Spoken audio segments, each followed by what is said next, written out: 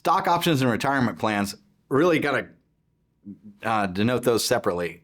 Stock options, they have a value today, but if they're vested versus unvested, sometimes a stock option, you have a period of time during the marriage and maybe a time before the marriage when they were issued, then a time during the marriage, and then a time after the marriage. There's multiple formulas for that are used to determine what proportion of the stock option is community property and what portion is separate property. So we have to analyze that, determine the amounts there, and then agree upon the amount of the community property that is divided. Separate property you could give by agreement, but the court has no jurisdiction to divest a spouse from separate property.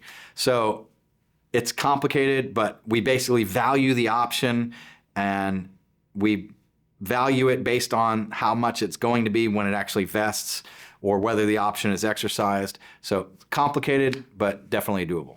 With retirement accounts, the value, you have to first determine how much of that account was separate property versus community. If it's all earned during the marriage, then it's all community. But if part of it was earned before the marriage, then you got a mixture of separate property and community property inside the same account. So we have to determine and separate out what is community versus separate. And it's tricky because you may have single stocks or different items that, you may have shares of Walmart stock that you were bought before the marriage and shares of Walmart stock after the marriage, and they have different cost bases for those, and then therefore different tax consequences.